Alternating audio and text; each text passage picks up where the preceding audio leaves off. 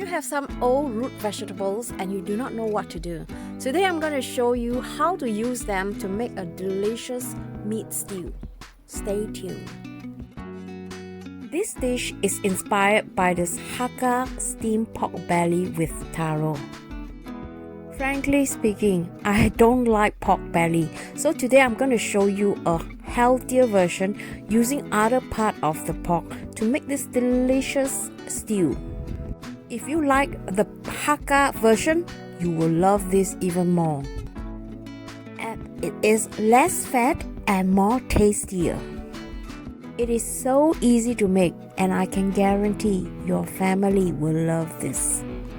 So before you start doodling, I'm going to show you how to make this. I'm using 500 grams of pork fillet instead of belly. If you don't eat pork, you can replace this with chicken or beef. And then I have some yam, which I bought weeks ago, so I'm going to use that. And then you need some red onions, ginger and garlic. Very simple, right? The ingredients. Now, let's start off by peeling the taro. Taro is also known as yam, and it can be easily found in the supermarket here in North Sweden. I think I bought this 3 weeks ago, and some part of it was not so good, so I cut it away.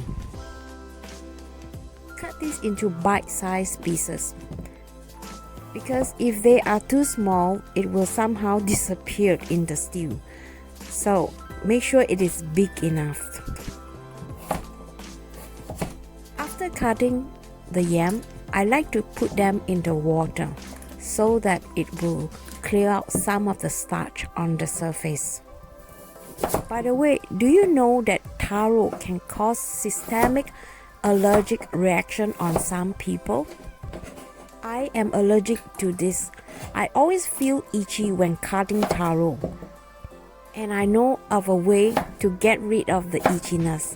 That is to use the salt to rub on your hand where the itchiness is and then rinse it with cold water. I eat yam quite often, so I think I'm immune to that. Now, I'm going to cut some red onions. So if you are also allergic to red onions, what you can do is, while cutting, blow out some air so that the onion will not sting into your eyes. LG has that issue, but not me. Now, I'm going to crush 2 garlic. You can use more if you like. Eating garlic is very healthy. It will help to fight bacteria.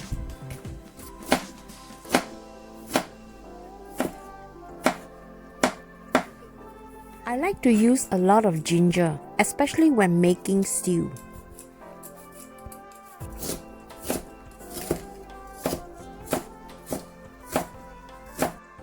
I remove the vein of this piece of fillet so that it will not get stuck between my teeth. It is much easier to remove this with a fillet knife.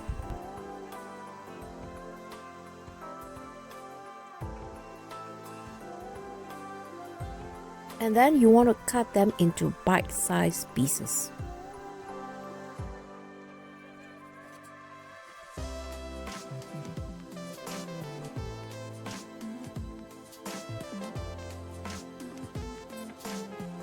I prefer to mix the seasoning sauce in advance, so I will not forget any part of the ingredients. Coat the taro with a little bit of cornstarch.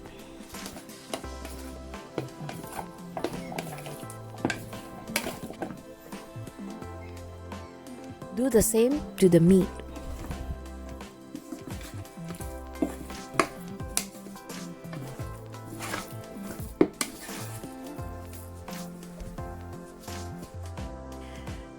Put some oil in a cooking pan and brown the pork.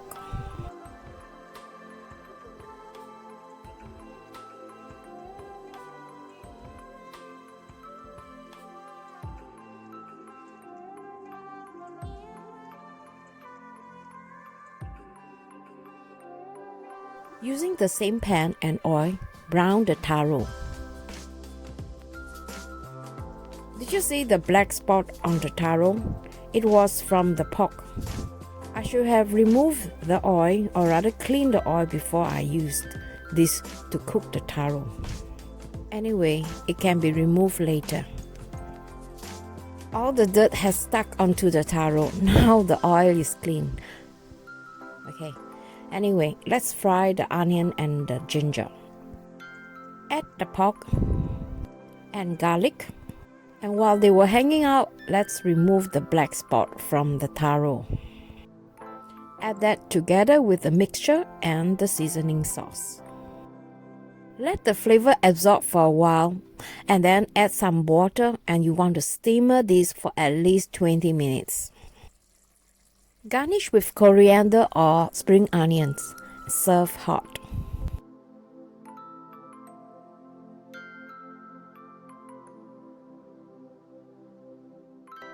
When eating this dish, I could taste the different layers of flavors.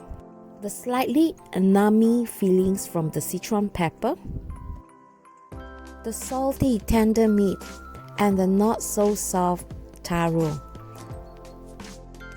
Often when cooking taro, it will melt in the stew. By using this technique, it will stay in one piece.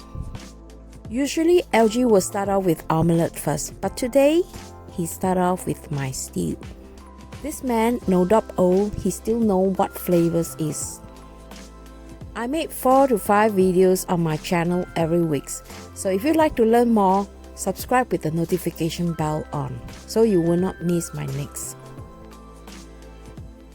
In my next video, I'm going to show you this super moist upside down lemon cake.